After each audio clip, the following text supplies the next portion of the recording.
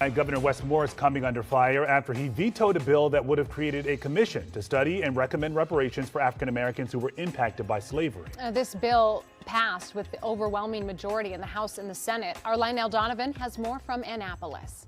When it comes to reparations, we have only begun to fight. Activists gathered in front of the State House this afternoon, calling out the actions of one man. Governor Wes Moore! What do you want? Reparations! When do you want it? Now! On Friday, the governor announced plans to veto legislation that would have established a commission to study the historical impact of chattel slavery and policies during the Jim Crow era. Governor Moore explained his reasoning in a letter to Senate President Bill Ferguson, stating, quote, "I strongly believe now is not the time for another study. Now is the time for continued action that delivers results for the people we serve." There's no reason you can't do both. Carl Snowden of the Caucus of African American Leaders pushed back on Moore's stance, saying the commission gives Maryland a chance to do more than pay lip service to a historic injustice. The Senate bill describes potential forms of reparations ranging from apology statements, monetary compensation, debt forgiveness, social services, or home buying assistance, among other options. I think the country's changing. I think the attitudes are changing.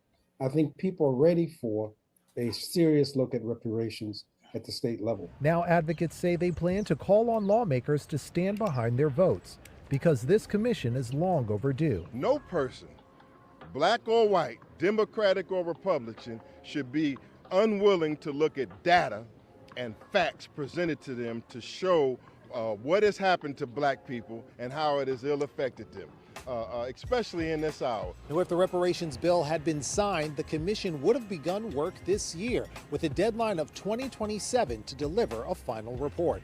From the State House, Lionel Donovan, WUSA 9. A call. What's up, my people? What it is? How you doing on this good Saturday? I hope you're having a good Saturday. I am Joseph Ward. Welcome back to On the Shoulders of Giants, and I'm giving you some of this Negro news. And of course, you know, I have more than one story. If you saw the thumbnail, you know we're getting into it. We are getting all the way into it. 3 stories that I have for you. So, of course, you know, we're starting off talking about Governor Wes Moore, the governor of Maryland, who vetoed the reparations bill. We're going to get deep into that. Then we're going to get into Genoa Donald, who is a 30-year-old autistic black man who was subsequently shot in the head and deleted by police officers in his town. So we are going to get into that. And then we're getting into the ding-dong ditch that turned deadly, dealing with the Tyler Chase Butler case of the young white boys that came and kicked on his door 3 in the morning, and it turned deadly for them because they were doing something stupid. So of course, you know, we're gonna get all the way up in that. But welcome. Come on in. Make sure you hit that like button, comment, subscribe, share. You already know what that finger means. When you see that finger, you know what that finger means. If you don't hit that like button and you don't like black people, Joe Biden told me to tell you, sent me a personal message, tell you hit that like button, because if you don't like black people, right? So reparations is on the table. We've been talking about reparations for a while. Remember, California turned down the reparations. The governor of California, he was the ultimate blow to the reparations bill. He was one of the deciding factors to be the ultimate blow to the reparations bill that was happening in California. Of course, we know members of the Black Boule had a part to doing that as well. But coming all the way over to the East Coast, dealing in the state of Maryland, when Governor Wes Moore, as you just saw in the video, he decided to veto the reparations bill. And the reparations bill was basically going to lead to a study. Now, we're still in the state of, whenever we're talking about reparations and reparations bills, these bills are being led to studies, not actual tangible outcomes that will come from these bills, but they're being led to studies that will probably lead to studies that will probably lead to studies that will probably lead to studies that will probably lead to studies that could possibly lead to something else that's other than the study. But we don't really know, because we ain't really got past bills being vetoed just for studies. I don't think that America will give us reparations. Do we deserve reparations? Hell yeah, we do. But I don't think America would give us reparations, because if you ask me, when we're talking about reparations, that's a equal redistribution of land, power, wealth, and resources. And that would totally reshape what America is and who America is and how America operates, because there will be a shift in power. And I don't see America, real America, giving up land, wealth, power, or resources. To redistribute their power will be deadly to the system of white supremacy. And those who uphold the system of white supremacy are hell-bent on doing any and everything they can to keep the system of white supremacy going. And they always have agents who may not look like the white supremacists, but they, they the skin folk who not kin folk, right? Always have agents. I call them William O'Neills, because William O'Neill was the informant who was behind the taking out of Fred Hampton. So I call them William O'Neills. You can call them Sambos and all those things there, right? But Westmore would fit the bill. So Westmore, and I'm gonna just go through this CBS News article. So kind of repeating some of the things they said in the video, but for those who didn't see the video, if you're just coming in, I'm go ahead and go through this information. So Governor Westmore, the governor of Maryland, he vetoed a bill that would have created a commission to study and recommend reparations for African Americans who were impacted by slavery. So it was a bill that would have created a commission to study reparations. In a letter to Senate President Bill Ferguson, the governor said he made the difficult decision. He said it was hard, it was a hard decision, right? Because he believed it's not time for another study. Now it's time for continued action that delivers results for the people we serve, Governor Moore said. So my question is, bro, what the hell does that mean? Now is the time for continued action that delivers results for the people we serve. So what does that look like? What does that actually mean? Is that just rhetoric? Are you just talking? Because I agree, we should be past the studies. Studies should have already been studied. But if you're going to replace that with continued action, does that mean just lip japping? Like you just talking? Because there's no follow-up, there's no explanation of what all that means, right? So what we talking about? What's going on, Tiffany? You dang on right. We all up in this thing. Every Saturday, 3:30, we all up in this thing. Now, if I got to work, it'll be 4 p.m. But 3:30. Make sure y'all hit that like button too as you come in. Welcome to On the Shoulders of Giants. We're here on these Saturdays, these live Saturdays, this Negro News going live on these Saturdays. And we're here talking about Governor Westmore that vetoed the reparations bill in Maryland. Because he said, now is the time for continued action that delivers results for the people we serve, right? So it was Senate Bill 587, and it describes potential forms of reparations as apology statements, monetary compensation, debt forgiveness, property tax rebates, social services, or home buying assistance, and among other options. If it had been signed, the commission would have begun work in 2025 with a 2027 deadline for a final report on the study. Now, remember, it was just a bill to create a commission to have a study on reparations, because that's where we are. We only in the study stage, leaving it up to the government, right? So the Maryland Reparations Commission would have been required to make recommendations for benefits that could have served as reparations for African Americans. The bill became a priority for the Legislative Black Caucus in Maryland, the largest of its kind in the U.S. The bill was passed by the Senate and sent to the governor's desk in April. All right. So Baltimore County Democratic Althea McCaskill called it a healing moment for many folks when it was passed to the governor's desk, and said the bill would heal wounds caused by years of slavery and racial discrimination. If it actually has real teeth in it, if it actually produces something that is tangible and good for Black people, not something symbolic. We don't need no more symbolic wins. We are symbolic win out. But I understand on the other end, Black people are also desperate for some type of win, some kind of something. So the symbology works on some ends, but for the most part, Black folk, we got to be past the symbolism, right? Because the symbolism brings nothing for us. The symbolism only keeps us where we are. So there has to be something tangible, right? Something that's empowering for Black people. But I understand the system of white supremacy. I know that they're not going to give us anything that will actually truly empower us. We have to do that for ourselves. Before heading to the governor's desk, the bill sparked debate among Maryland lawmakers, with some saying it was an easy setup for a reparations tax. McCaskill argued that the money could come from banks or higher education institutions rather than from taxpayers. So they're in the process of arguing where the money gonna come from, right? How are you gonna pay these reparations to these people? In announcing his decision to veto the reparations bill, Governor Moore argued that Maryland should be focused on taking action rather than launching another study. Again, with the talk about action.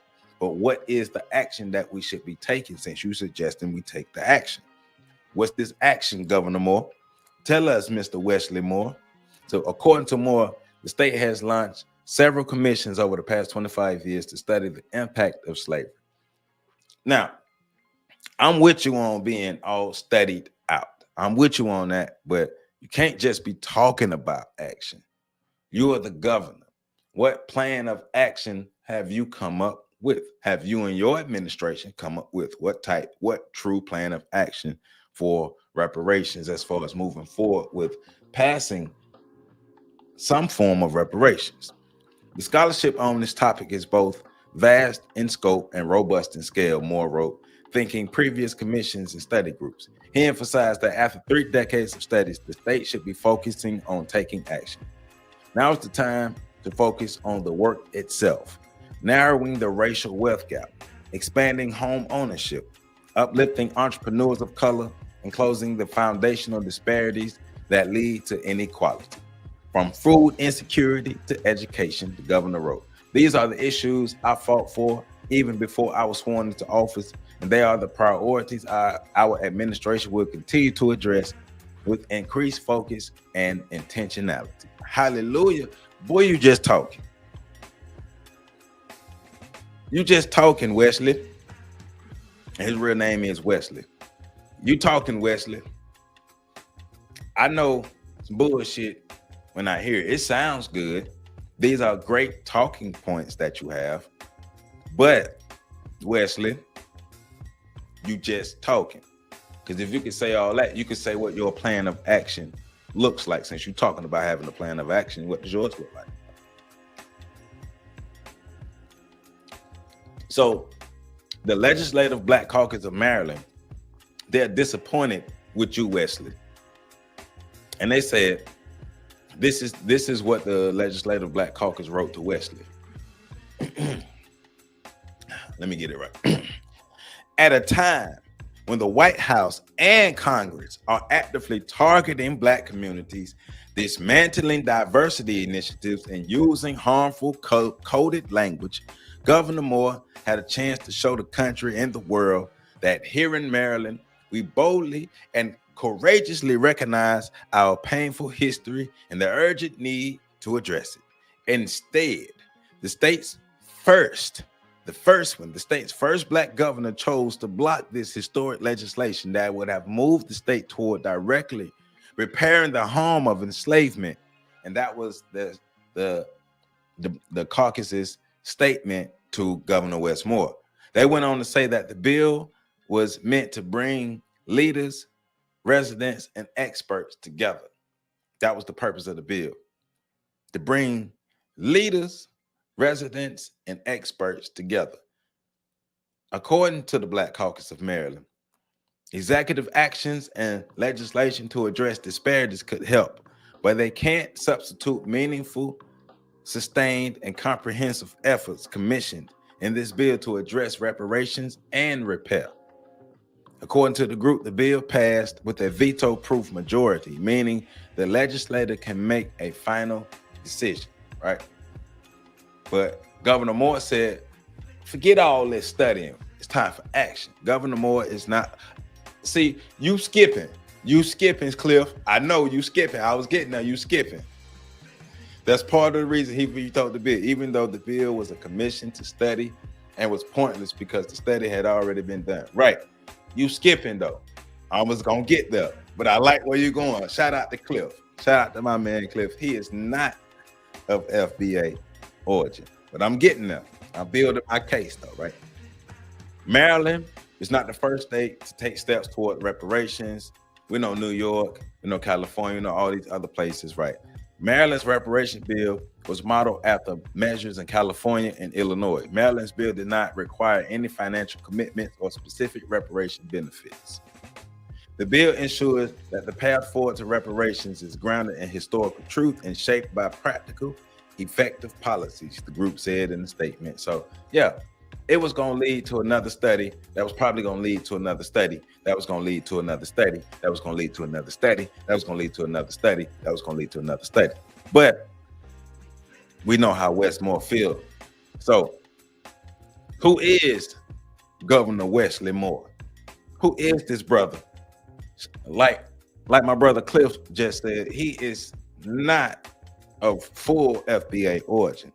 Wesley Watende Omari Moore, born on October 15th, 1978. He was born in Tacoma Park, Maryland, to William Wesley Moore Jr., a broadcast news journalist, and Joy Thomas Moore, a daughter of immigrants from Cuba and Jamaica, and a news media professional. Like Tariq would say, tether, old tethers. That's what Tariq would call them. Oh, them old tethers over there. So yes, he is not of full FBA origin. Now, on April 16th, 1982, when Moore was 3 years old, his father died. And in the summer of 1984, Moore's mother took him and his 2 sisters to live in the Bronx with their parents. His occasional babysitter. Now, Wesley Moore's occasional babysitter was y'all favorite presidential candidate, the 92% favorite presidential candidate, Kamala Harris. Hallelujah. Kamala Harris was his occasional babysitter, right? Oh, excuse me. I got excited right ahead. It was Kamala Harris's stepmother, Carol Kierlew. Kamala Harris's stepmother, Carol Kierlew, was his occasional babysitter. So there is a tie to Kamala Harris. So his maternal grandfather, James Thomas, is a Jamaican immigrant and was the first Black minister in the history of the Dutch Reformed Church. His grandmother, Winnell Thomas, is a Cuban who moved to Jamaica before immigrating to the U.S. and was a retired school teacher. Moore attended Riverdale County School. When his grades declined and he became involved in petty crime, his mother enrolled him into Valley Forge Military Academy in college, right? So what he's saying, those tethers are dangerous, definitely. Hey, I'm just saying, we have a lot of evidence of those who are not of pure FBA origins to work directly against us. And we know we got some Sambos on our side, but they don't have a vested interest and us getting reparations or anything else that would actually empower Black people in America, the FBA. And for FBA to actually be empowered, or Black Americans, people of Black American lineage, whatever you want to call us, right? We have learned that everybody ain't on our side. Like Dr. Clark told us, damn it, look in the mirror. You have no friends. We've learned from our historians that every other group of people, when they get a chance to step on us, they step on us. We've learned that. Now, that does not mean that every single individual from these groups subscribe to that. That's not what that means. That's not what that means. But what it does mean is there have been majorities of these groups who have subscribed to the further oppression and stepping on of Black Americans. That's what we are getting at. So Wesley Moore, he ended up going to Valley Forge because he ended up getting in trouble and involved in petty crimes and stuff like that. So he graduated Phi Theta Kappa from Valley Forge with an associate's degree in '98, completed his requirements for the U.S. Army, and he was a second lieutenant of military intelligence in the Army Reserve. He then attended Johns Hopkins University, from which he graduated Phi Beta Kappa with his BA in international relations. So he all up in that government stuff, working for the government, working for the man. In '98 and '99, Moore interned for Baltimore Mayor Kurt Schmoke. Schmoke. It's SCHMOKE, Schmoke. He later became involved in the March of Dimes before serving in the Army. In his career, let's get to some of these controversies. Forget all this. Let's get to some of these controversies that he got on his resume, on his resume. So in June of 2013, because we already know he has non-FBA ties in he has non-FBA lineage, we'll say that. And he was primarily raised by his mother and her immigrant parents and her immigrant side. So those were his main influences as he was growing up. So it's not all FBA, because his father seemed like his father's FBA, but his mother isn't, right? So the controversies. In June of 2013, a Baltimore Sun investigation alleged that Moore was improperly receiving homestead property tax credits and owed back taxes to the city of Baltimore.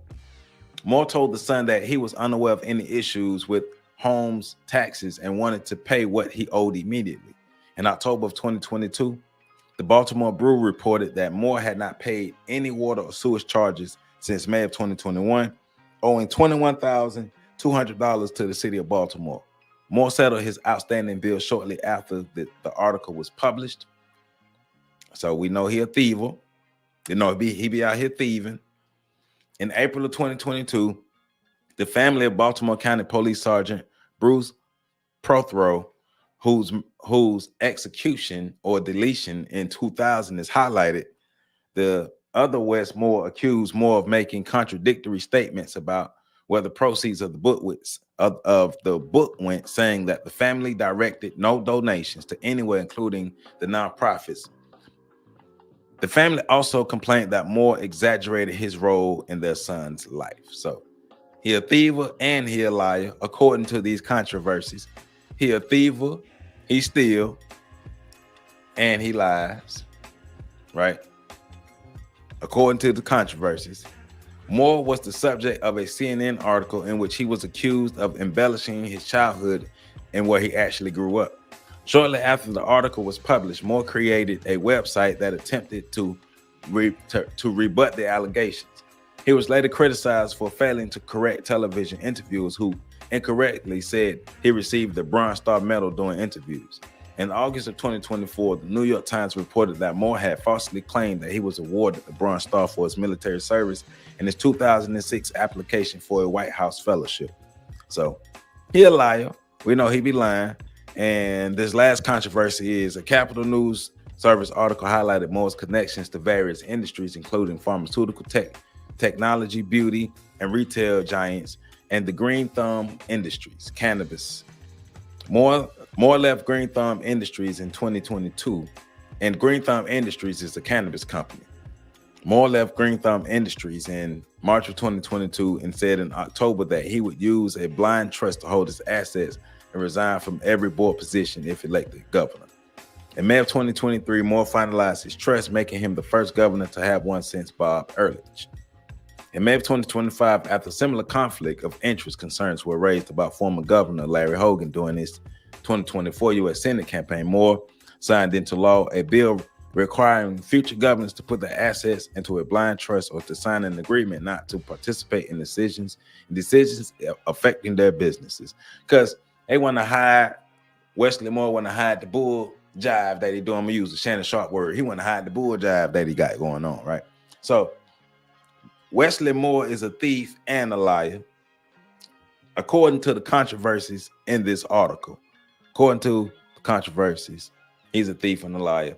And he's against the moving forward of bills that could potentially at some time in the far future do something with reparations. But he's voting, he's saying we're going to take the bill off the table because it's a time for action. But the motherfucker ain't tell us what the action was. What is the action, Wesley? Wesley Omari, or Wesley Watende Omari Moore. What is the action that we should be taking this off the table for? Now, I agree. We shouldn't be getting caught up in these studies. We should be past the studies. We should be studied out. We should have all the information we need by now. I agree with that. But what is next besides you just talking about what's next? We know Wesley Moore full of it. And people in Baltimore got to get him up out of there. They got to get him up out of there because and he's a Democrat. He's a Democrat too. I know he has ties. We know he has ties with Kamala Harris.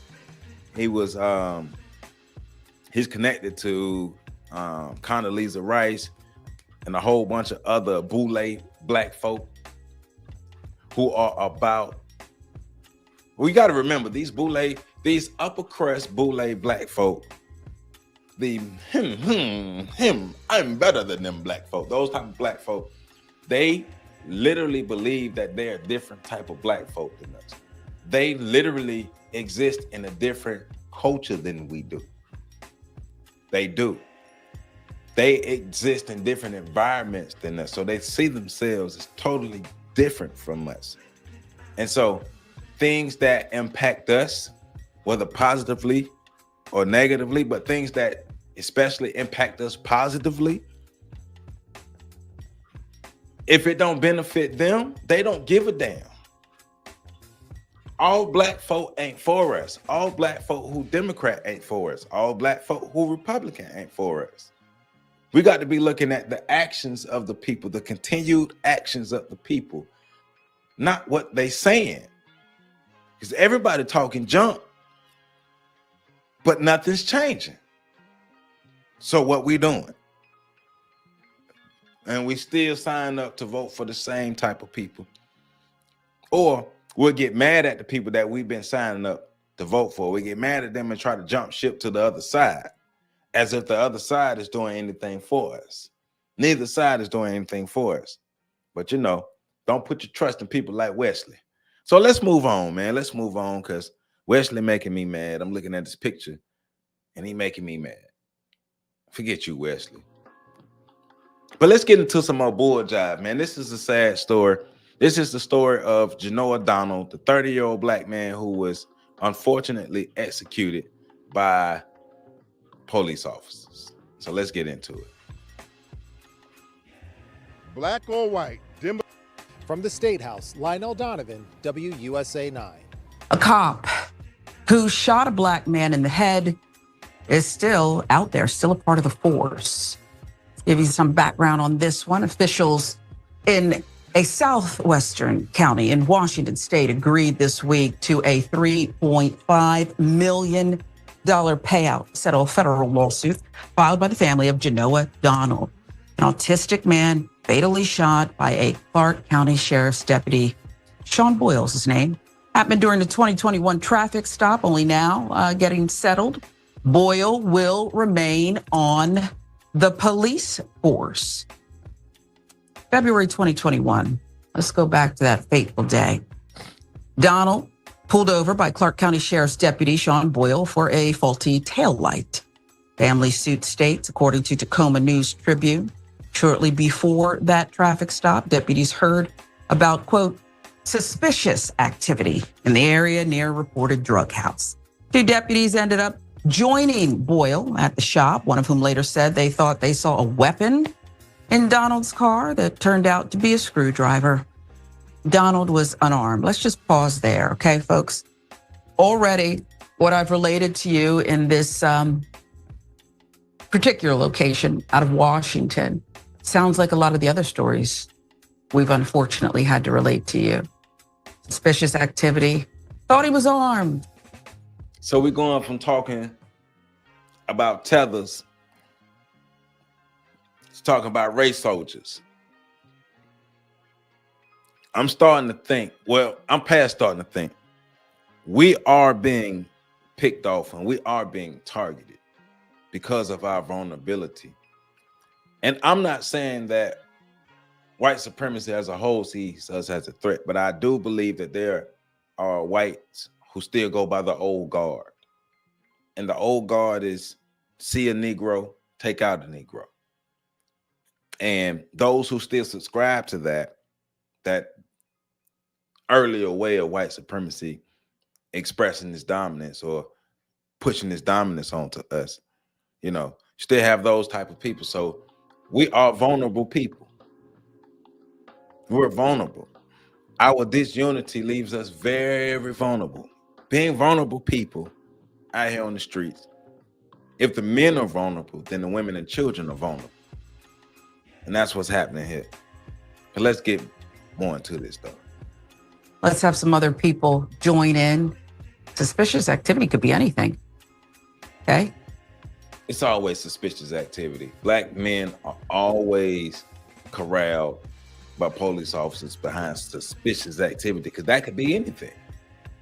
That could be anything suspicious. Hey man, you look suspicious because you got a hat on. I don't like the way you wearing your hat, you look suspicious. I don't like the way you got your hoodie on, you look suspicious. I don't like the smile on your face, you look suspicious. That could be anything. I saw a coyote roaming in my backyard. I was inside, door was locked. That's suspicious. Maybe.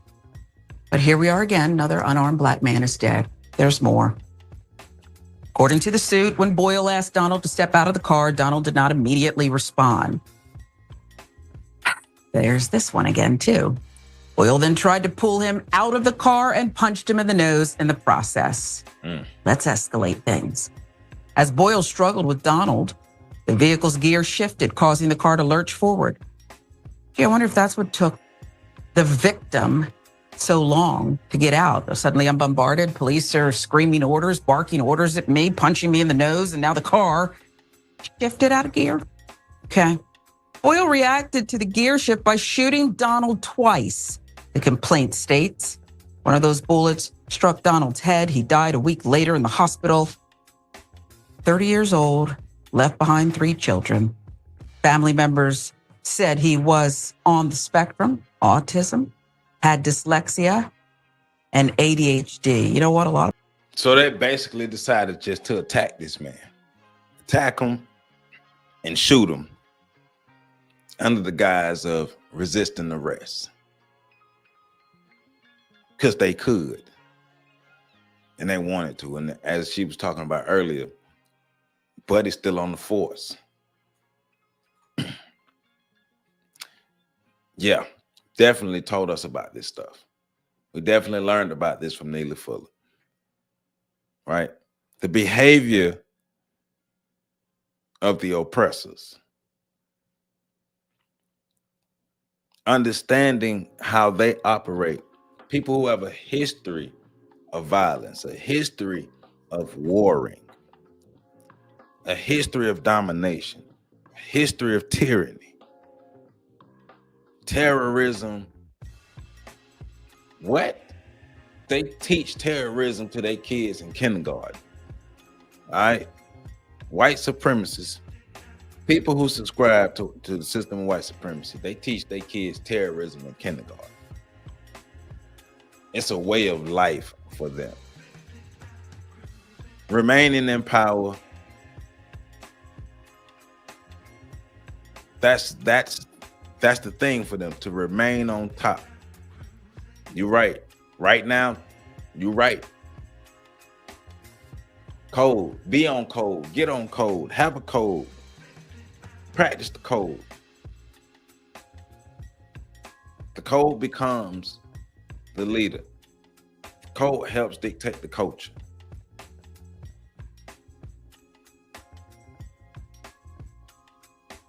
When you don't have a code, it's another thing that leaves you vulnerable out here in these streets, not having no code. But understand, they have a code as well. They follow that code. That's why they're still on top. That's why they still have the power. That's why they still have the wealth, the land, the resources, because they follow that code. Do they have renegades? Yes. Do they have, am I saying all white people follow that code? No. But the ones who need to do. People have that. A lot of people have that. Some diagnosed, some don't know it, but they have the symptoms. What gives, folks?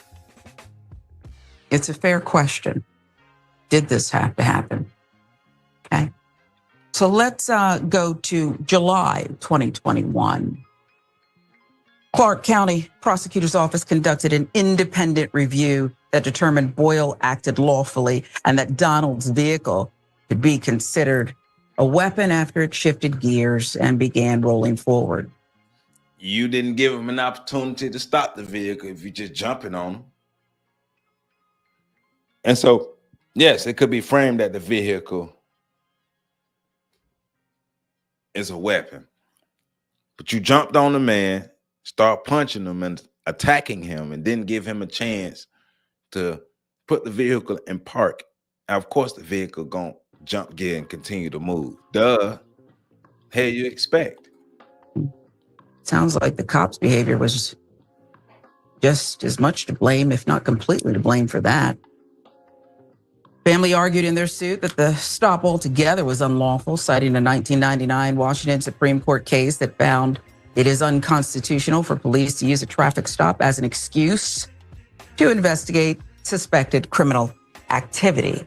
Because remember, they said he looked suspicious and they were investigating suspicious activity in the area. And so he looked suspicious doing that traffic stop. I think they were out hunting, if you ask me. They was out hunting. KOMO reported. I gotta pause again. I have to, okay? The tail light's always, something's wrong with it, right? It's kind of malfunctioning, didn't seem to know it before. It's always that, isn't it? But why I have to pause on this set of details is that independent review by the prosecutor's office, I don't care what they call it. They have coffee together, they play bingo, poker, whatever, together. They work closely, they're closely aligned. They depend on each other. They need each other. They can't survive without each other. Police, prosecutors, prosecutors, police. We know that, right? Just pointed it out. Independent review. No wonder they always come back most of the time. I think that's fair to say. Most of the time, they always come back with acted lawfully, can find any reason. But we're talking about systematic stuff right now. Of course, they're going to have each other's back. Of course, they're going to make it seem like it was a lawful act. That's why Buddy's still out there. That's why Buddy's still on the force. Remember, if anybody's life is expendable in this country, in the United States of America, if anybody's life is expendable, it's the life of a black man in America. Now that ain't saying downplaying anybody else's stuff, but we know that the black man has been white supremacy's main target Because if you take out the black man and you weaken the black man, the black woman and the children are vulnerable, because the black man is the greatest defense that the black women and children have. So if you eliminate the black man, others are vulnerable. And if the black man is vulnerable, then the black women and children are vulnerable, right? So the only way they can prevail is through deceit and violence. Hey, we know how they get down. We know how they get down. We need to learn better how they get down. To wiggle out of this. In fact, what I've heard so far, and of course, y'all make sure y'all hit that like button too. Don't be playing. Hit that like button. Let's get this information out. I need these likes up. Hit that like button. Don't be playing now. We have that $3.5 million settlement. That's nothing, by the way, for a human life, a father of three who should be here. It's nothing. We care less, except that the taxpayers have to pay it. And this guy who's reckless, I can call him that. Okay? You are claiming something about a taillight. The man is unarmed, mistaking a screwdriver. You're punching somebody in the nose. You're trying to drag somebody out the car, probably seconds after you barked orders, or maybe at the same time. We've seen that happen before. How are you making you and your partner safe? Who cares about the perp, right? I can say that because I believe they don't care. If you scared, stay your ass home as a police officer. If you scared, stay your ass home. If you're going to get to the line, talk about you afraid of your life, you should be no police officer. But this was an attack. This was a terroristic attack upon a defenseless, vulnerable black man with autism. Yeah, how are you making yourself safe? You're reaching the car, punches somebody in the nose because they didn't move fast enough. Boy, that's what I hear. That's where my mind goes. And I can go there as a person of color who's covered this so many times, and you guys know it too. Another traffic stop that ends in death. It's just not necessary. Complaint also stated deputies used excessive force against Donald, you think, citing Clark County's alleged history of not properly training officers on non-lethal de-escalation methods. Something else is in my crawl. County settlement with Donald's family happened weeks before a civil rights trial for the case was set to begin in Seattle in June. In a statement about the May 14th settlement, Clark County spokesperson Joni McNally told local news outlets that the county continues to, quote, deny liability for this unfortunate incident. You know what, Joni? Just don't say anything next time, Joni. Just leave it at the settlement. We got it. Yeah, you're talking about Joni. Not your problem. You're headed home at 5 p.m., right? To go back to your family? Man, Buddy was hunted by these people. Hunted and harassed by these savages, by these race soldiers. Right? They represent that faction of it that has to continue to reinforce the dominance. The ones who, because you got real white supremacists, like you got real white supremacists who really run things. Then you got the lower level white folk who are like the workers of the white supremacists, and their job and their mind is to reinforce the stuff because of their own lack of security in their body. They have insecurities, they're weak. They know they're lower rung white folk, and the only thing they hang on to is at least we're better than those black folk, right? That's what they hang on to. And so it's like all crazy folk, you know, they know they're weak on the inside. So to feel powerful, they have to go make others feel weak. And that's a part of what happened here, because they know they're lower rung white folk. They're not real white people that's really accepted by like the real white folks. So they lower rung. So they do this to make themselves feel better because they know that black people are vulnerable. And they know that they contribute to the vulnerability of black folk. So, hey man, we down. Look, ain't no sense of not being proud of who we are. I remember me, Pat, and PC were having a breakdown. It was either a breakdown or a conversation. It's either a breakdown or a podcast, because we've been remember, we've been recording for like since 2014, 2015, right? Me and Pat, right? And so we talked about, especially at the height of when Black people were solely focused on Egypt specifically, and we come from Egypt and we come from this and we come from that, and we were trying to question, why are we not proud of being Black Americans? And at the time, a lot of people would talk about because of the history of Black America. But that's our history, whether you like it or not. It's our history. And no other group of people have gone through what we've gone through. And we're not in the greatest position, but we're not in the worst position either. Is our position getting worse? Yes, but we're not in the worst position either. So we've done some amazing things.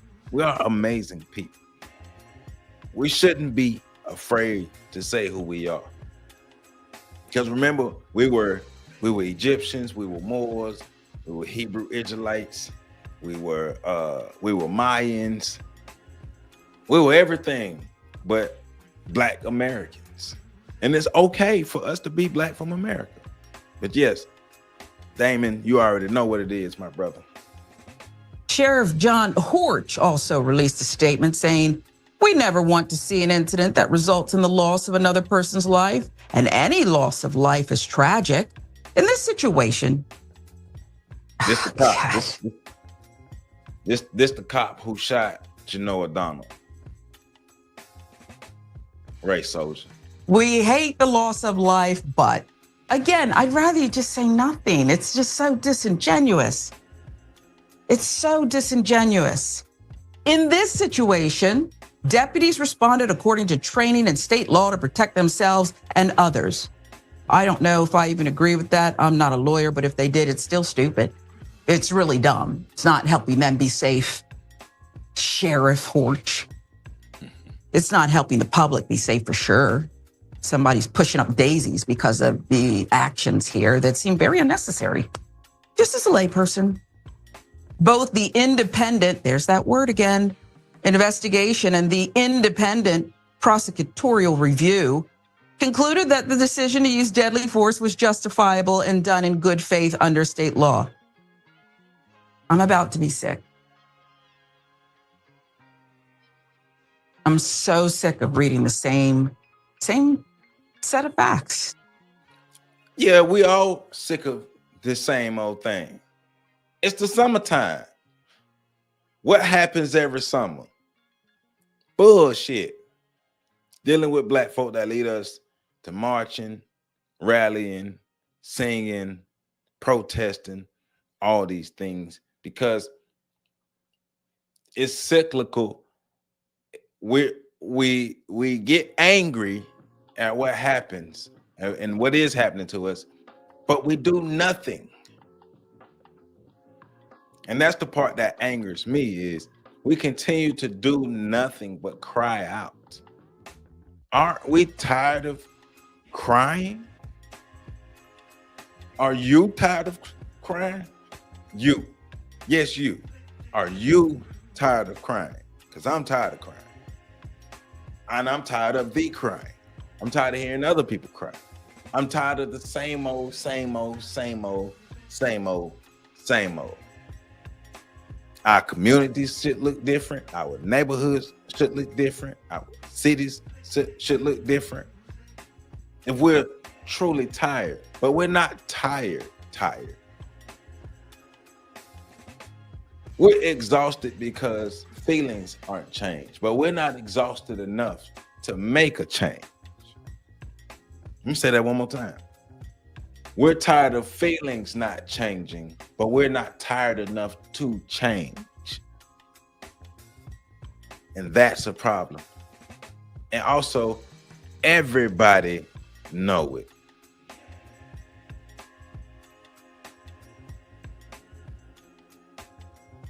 We are sick, but ain't enough of us, because we keep going through the same cycles. I'm with you. But it ain't enough of us. It's always the critical mass. We need more than that. We need more than that. Different story, different black But man. we all think of America. The end result, Back up, though. still the same. Boyle is still employed, as we said, with the Clark County Sheriff's Office. I just can't even stomach the sheriff's smiling picture. Get out of here. And I can say all these things, and you can accuse me, anyone out there, you, of being a Monday morning quarterback, but I know what my good sense tells me. I still have some left, okay? I still have some left. I know what it tells me. If I don't care about a single unarmed black man, okay, I do. I have a heart. But let's put it aside. Let's say you don't care. How is this making the responding uniforms safe? How is this set of protocols? Suspicious. What does that mean? Good question. An old lady was run down. Was somebody mowed down? And then you heard shots fired from like an AR-15, and the public was, scared and fear of their lives because people were out there and the killers were coming. They were coming. And maybe it was an army of them. I didn't hear any of that. Suspicious activity. And then you pull this black man, this 30-year-old father over. Something about a taillight? Gee whiz. Be human. Be a little smarter. I don't want someone like that on my force if I'm the sheriff. Because you are someone who puts us all in danger. That's my opinion.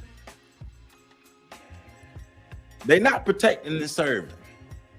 If you are protecting and serving, you're protecting the system of white supremacy and serving up ass whooping to everybody who opposes the system of white supremacy. If that is what protecting and serving actually is. Because you're not keeping us safe by attacking us. It don't even make sense. You're trying to keep yourself safe and the system of white supremacy safe. Race soldier. I want to get close so I can make sure my voice is picked up when I say race soldier. That's what that is. We ain't done.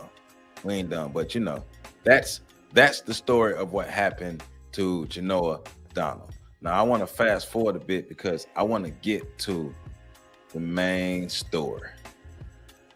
I want to get to the main story that I came here to talk about, and that is this case in Virginia for Tyler Chase Butler that turned deadly. Amazing. Well, how many seconds did you give him to get out of the car? And why were you asking him exactly to get out of the car?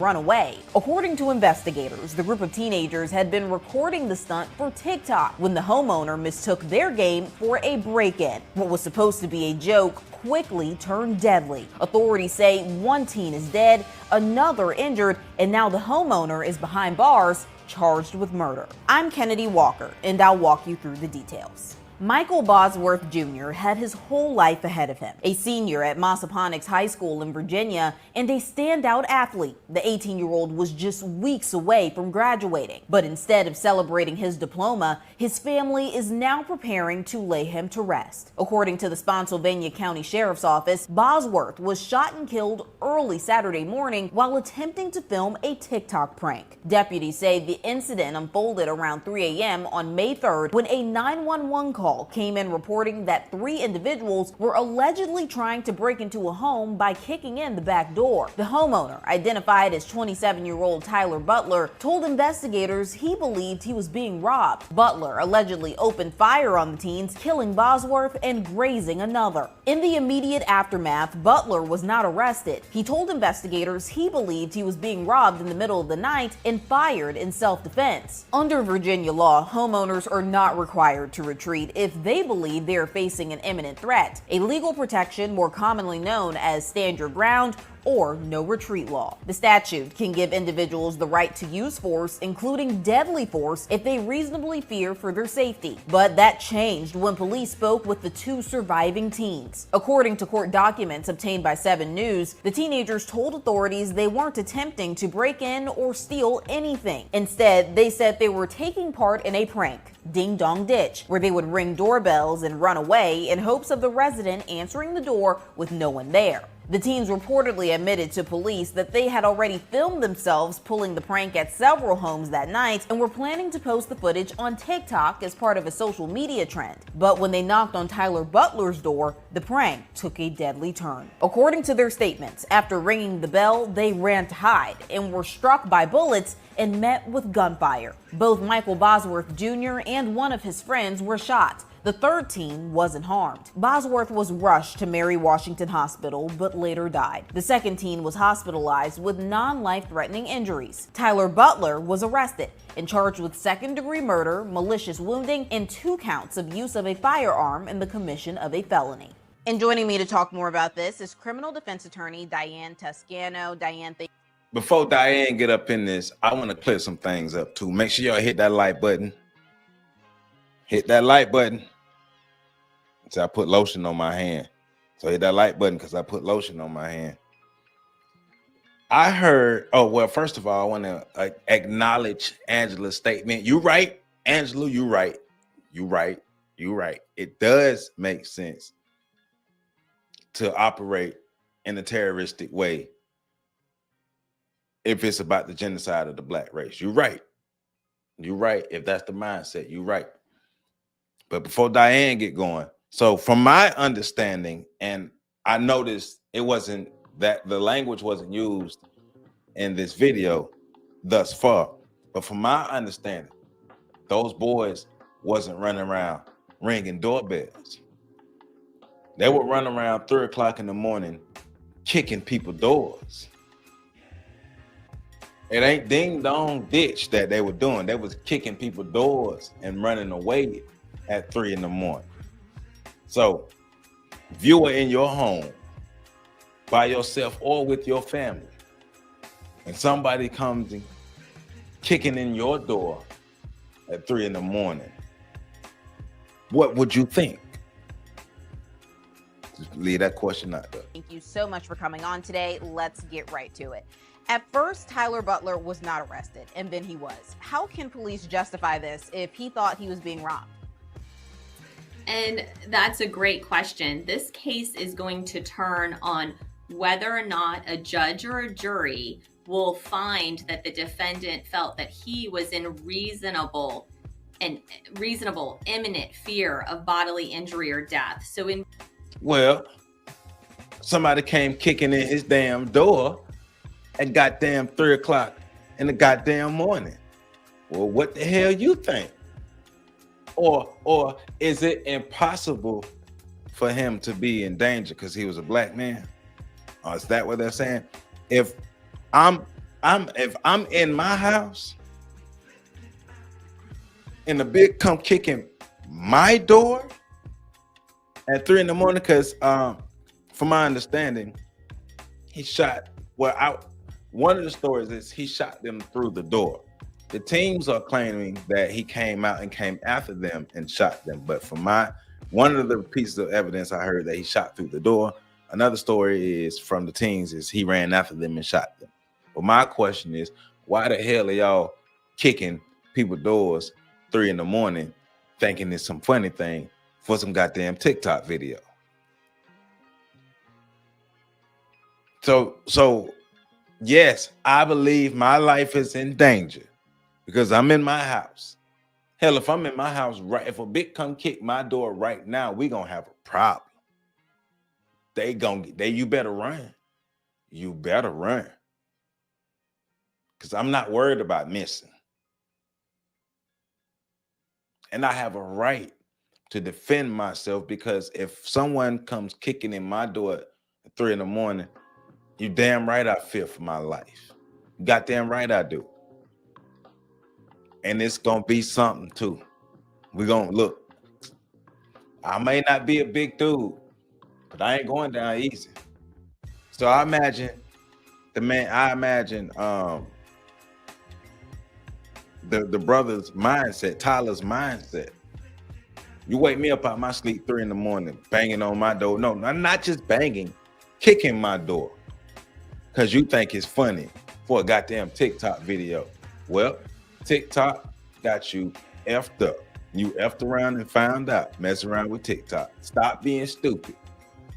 You ain't got to be stupid your whole life. Stop being stupid. Virginia, in order to justify deadly force, you have to believe that at that time, in the present situation, that you or your family are in imminent harm of death or serious bodily injury to justify that use of force. So I understand, based on some of the reports that have come out, that the police, I believe, have reviewed cell phone video footage from 2 of the individuals that were involved in this. So there must be something that the prosecution felt did not justify the force that was used in this case. Why wasn't he arrested right away then? Because I know it took some time. Because it is true, in Virginia, you do not have to leave your residence. If someone is breaking into your home, you do not have a duty to leave your home. However, you have a duty to only defend yourself to the extent necessary. So that force has to be in proportion to whatever harm you think at the time is coming your way. So initially, what he did is not illegal to shoot somebody if they are in fact breaking into your home and you fear that they are going to kill you. But so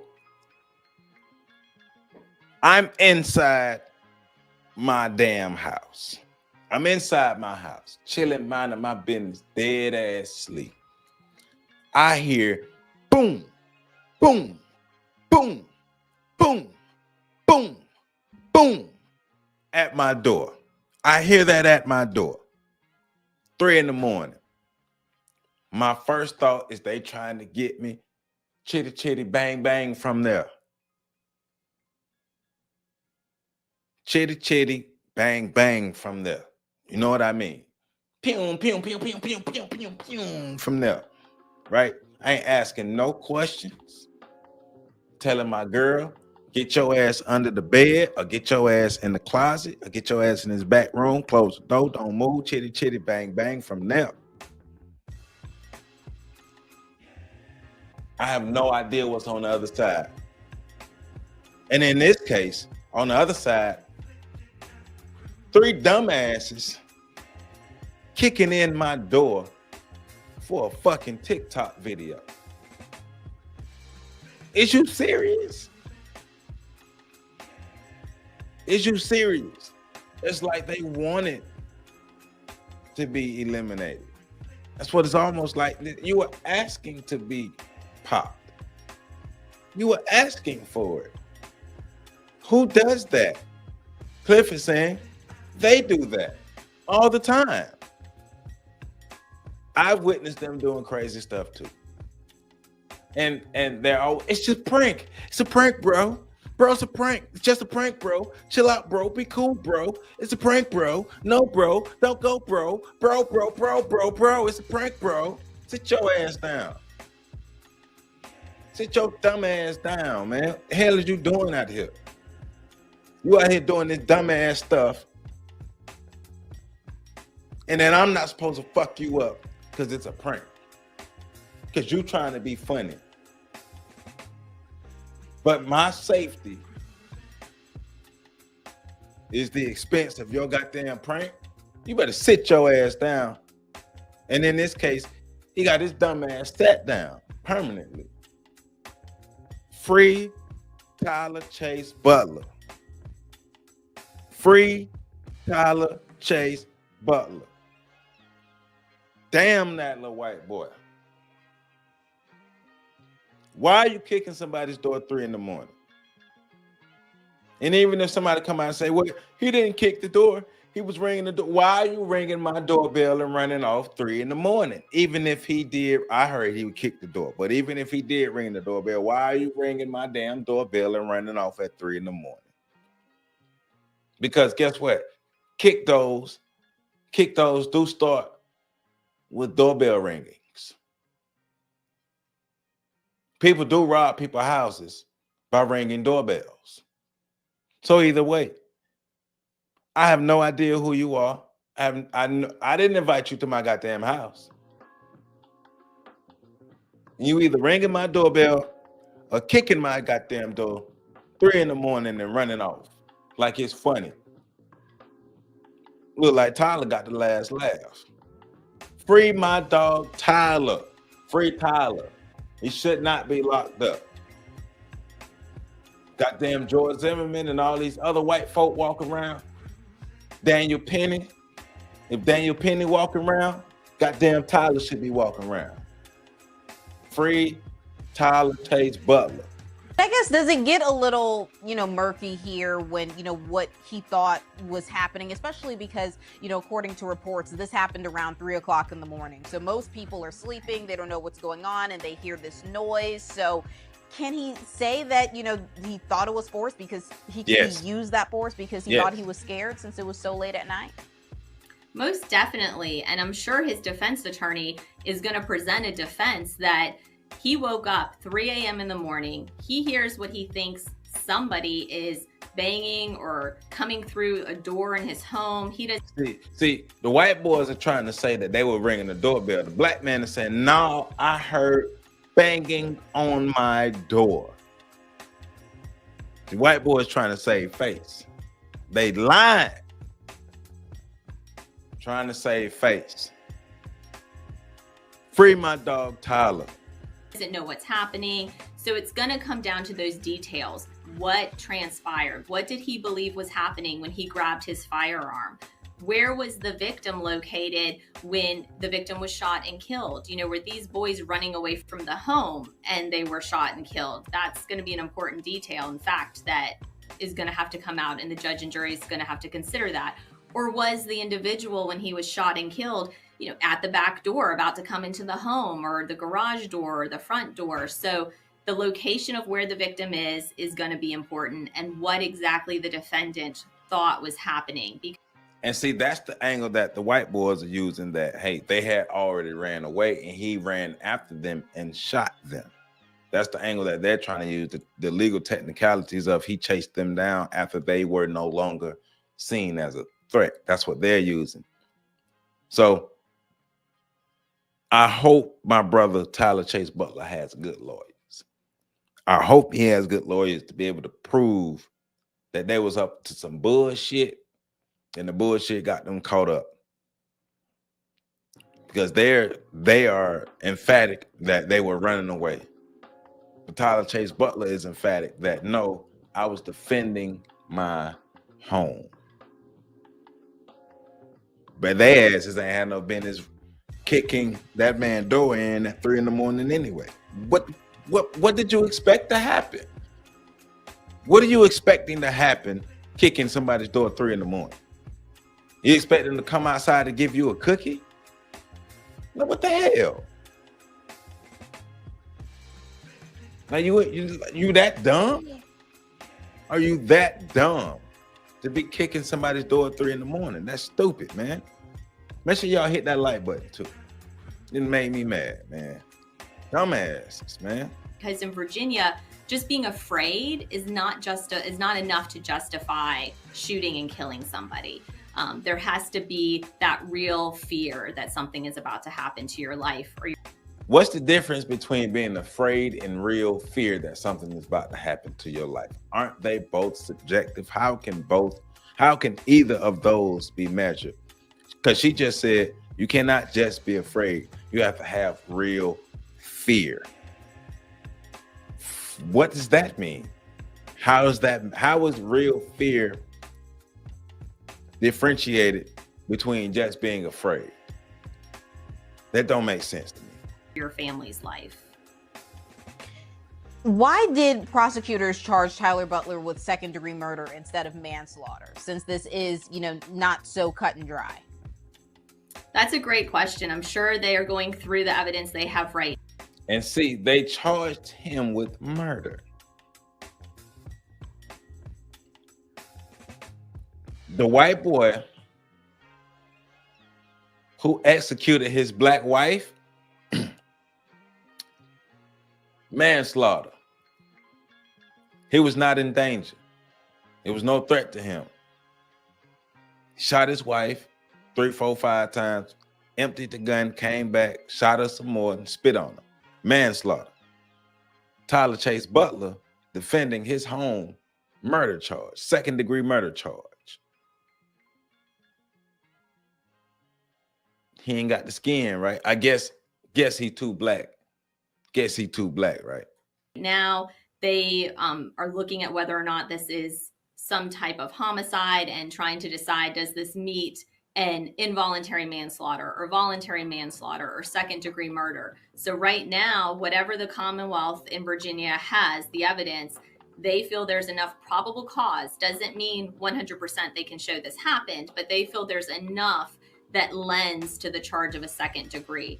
It doesn't mean that that's going to stay that way. You know, I think certainly as the case develops, there could be other charges brought, or they could reduce it down, or things could happen. You just never know. Once people start coming forward, if there were any witnesses, you know, in this day and age, most people have Ring cameras or cameras on their garage doors or backyards. Yeah, so I'm sure the prosecution and defense are trying to execute subpoenas, get that footage, be able to come up with exactly what happened at this house specifically.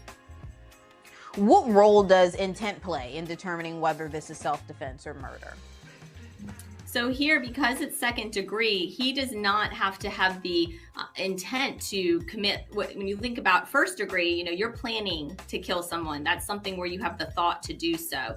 In this case, it's a self-defense claim is what the defendant's saying. He only got his gun. He only shot his gun because he felt like he had to defend himself. I mean, Daniel Penny felt like he had to defend himself and everybody on that subway train when he snuck up behind Jordan Neely. And I know what words I'm using when he snuck up behind Jordan Neely and choked him out when he didn't have to do that. He could have, if he felt like Jordan Neely was a real threat, he could have restrained him. He put that man in a chokehold for 6 to 15 minutes and choked that man out and claimed self-defense and got off. Snaking up behind somebody. This man was defending his home. And they're charging him like he's a common criminal for defending his home because some white boys got shot and killed for being stupid and threatening this man in his home. And they say it's a TikTok prank, but your TikTok prank was threatening to that man in his home. So that's why he doesn't have to have the intent to kill somebody. You know, I don't think anyone's saying this defendant intended to kill someone at 3 a.m. that night. He didn't wake up thinking, I'm going to go shoot somebody. It sounds like he woke up, thought his house was being robbed, and then he ended up getting his firearm. And unfortunately, you know, he's now facing 2nd degree murder, and there's now a young man that's dead. How long could Butler face in prison if convicted on all counts? So I have right now, is he charged with just 2nd degree murder? It looks like he has, I think, a malicious wounding as well. Yes, he does. So he's got the 40 years on the 2nd degree murder. And then depending on how they charge him with the other charges, he'll have more time as well. Free Tyler Chase Butler, trying to get this man 40 years for defending himself in his home against some 3 dumbass boys. Oh, what it is to be black in America.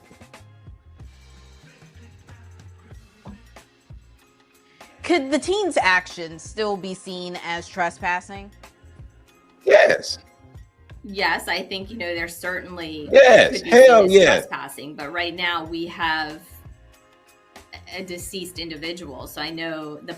And what that got to do? They were somewhere where they shouldn't have been 3 a.m, uninvited, on somebody's property, doing dumb shit, kicking doors. Goddamn right, that's trespassing. What you mean seeing that's trespassing? That is trespassing. Hey, you talking about? Police are investigating, you know, was this force necessary? Did it have to get to this extent? But yes, you know, certainly those individuals at 3 a.m., I'm sure it could be alleged to have been trespassing. Right, because, you know, one of them did unfortunately pass away, but there are 2 surviving teens. Could they potentially face charges like trespassing or any other charges? That's something. Because he black. Because he a black man who shot some white boys. He shot a white boy who played lacrosse that was a graduating senior, who was a dumbass.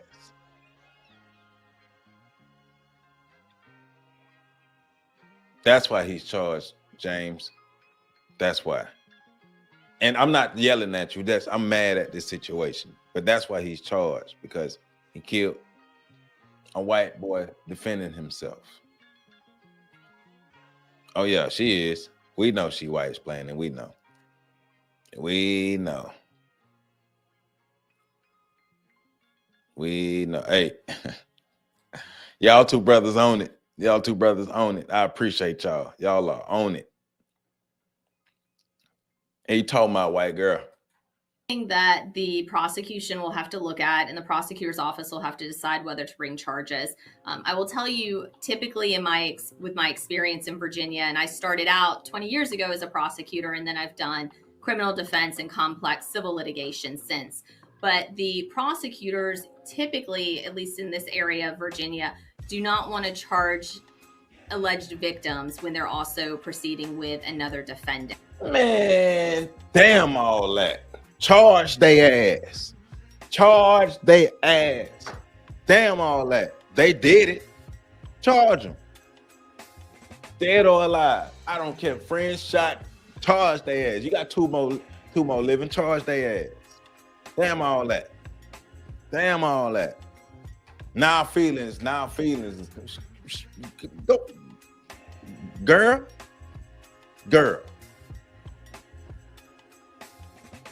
You done pissed me off. So I don't know if they'll want to do that. That's something that the Commonwealth attorney himself or herself is going to have to decide. Are there charges that they should bring involving the other 2 individuals? If you were Tyler Butler's defense attorney, would you or could you argue that, you know, he reasonably feared for his life even if the teens were pranking? Like, how exactly would you lay out your case?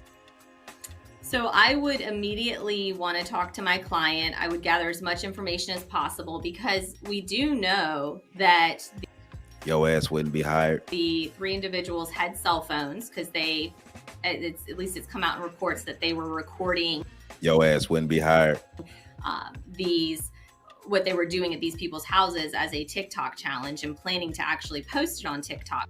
Your ass wouldn't be hired. So we know they're recording some of what they're doing. So I'd want to look at, where was the phone? Was the phone in his hand when he was shot and killed? Was he facing towards the home? Did the defendant think that the victim had, or the deceased had, a gun in his hand? You know, what did he think he was doing? Were there words exchanged? I don't know if they said anything to each other.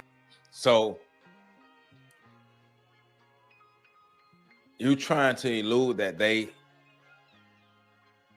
have to have a gun in their hand to be seen as a threat if they kick in my door at 3 a.m, unprovoked?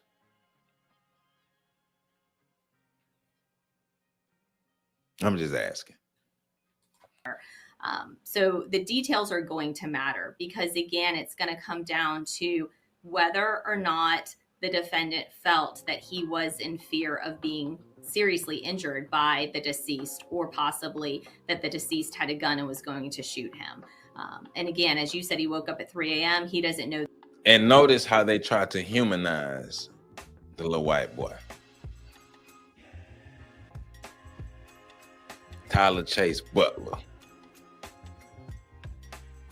No, I'm sorry, not Tyler Chase Butler. Butler's the homeowner. They're trying to humanize the. I ain't even learned the little white boy name.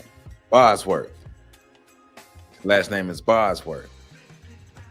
They're trying to see how she's trying to humanize Bosworth. And they're trying to humanize him through the pictures that they're using. They don't want to paint him as a hooligan. Because we don't, how many nights have they ran around terrorizing people's homes? And I know what words I'm using them on purpose. How many nights has Bosworth and his homeboys gone around terrorizing people's homes for the sake of some stupid ass TikTok video? So we can assume he might be a common criminal. But they're trying to humanize him to soften the blow, to say, hey, no, this nice white boy was killed by this brute of a black man. Instead of saying these crazy ass white boys going around terrorizing people's homes was neutralized by a sane black man who don't play that bullshit. And who was protecting his home, who has the right to protect himself in his home.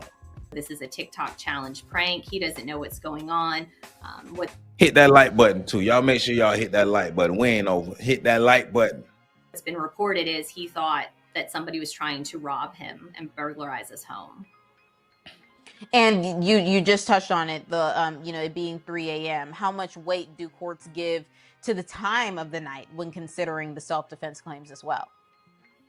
That's an important fact for the trier to consider, is the time. We'd want to know, what was the defendant doing when this happened? Was he in fact asleep?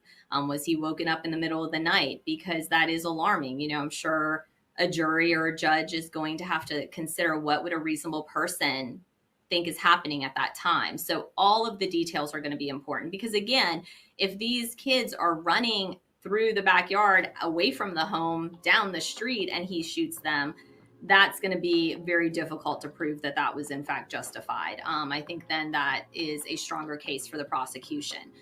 But if the victims are right, the deceased is right there at the home near a door, has his phone in his hand, words are being exchanged, all of that's going to come into play as to what somebody would think was about to happen in that situation. So we do need evidence. We do need video evidence.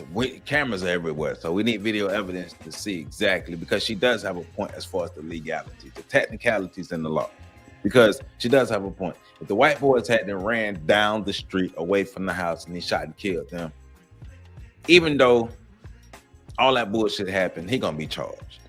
He's a black man too. If he was a white man, be a good chance to get off with that, but he ain't. He a black man, he gonna be charged. But if they was on his property still, chitty chitty bang bang, get your dumb ass off of property, kicking my door at 3 a.m. What are you doing? Well, I guess how would that, be proved? I know, just reading the documents, they mentioned that there were some things where the kids did have video of them, allegedly doing it to other homes. But if they don't have video of them doing it to Tyler Butler's home, how can that be proven? Like, if they did run away, or how far away they were when he did shoot them? In that situation, I'm sure the attorney who's representing Tyler is going to talk about whether or not Tyler should testify. Each person has a constitutional right to testify or not. You do not have to testify in a case, and a judge and a jury are not supposed to consider whether or not a defendant testifies. That's their right. But in this situation, it's going to be important to hear from the defendant to understand, what did he think was happening at that time when he made the decision to point a gun at somebody and shoot them. So I think that's going to be important. I know there was a neighbor, it had been reported that there was a neighbor who said these kids did not just ring the doorbell and run. I think he thought they were kicking in his garage door. So that person may be important to testify. If we got witnesses saying these dumbasses kicking doors, but nah, free my dog. Tyler is incarcerated right now. He need to be out. Let him out. Let him out. Innocent until proven guilty. Innocent. On behalf of the defense. I'm sure the cell phone video that was provided by one of the kids, I think, shows them ringing a doorbell. Supposedly, that's what's been reported. Again, I haven't seen any of this. That would be important for the prosecution if, in fact, they're going to allege, okay, they're ringing doorbells and running away. But ringing a doorbell doesn't mean that you're not coming to threaten this man or terrorize this man or do anything, even rob this man. Plenty of robberies have happened via doorbells being rung. That don't mean nothing. That's very different than banging down a garage door and someone thinking that they're about to come in their home. Well, hypothetically, let's say they were, because I know that's a part of the initial statements that Mr. Butler gave to police. Let's say they were kicking the door, or they were kicking in the garage. But if they ran away afterwards, after kicking, is that where he kind of gets in trouble? Because yes, they did kick in the door, allegedly, or yes, they did kick in the garage, but by the time you came outside, they may have been gone, or maybe they were running away. Yes, because again, the force that you use has to be in proportion to the harm that you're feeling. So if somebody's destroying your property, that's horrible. That's a crime. That's not good. But that doesn't justify you pointing a gun and shooting at somebody if they're just harming the property and running away. So that's going to be a key fact in the case, a key piece of evidence, I should say, in the case as to whether or not they were running away from the home when he took out the gun and shot them, or whether they were coming into the house at that time. Man, look at here. I get the technicalities that lady is talking about. I get that.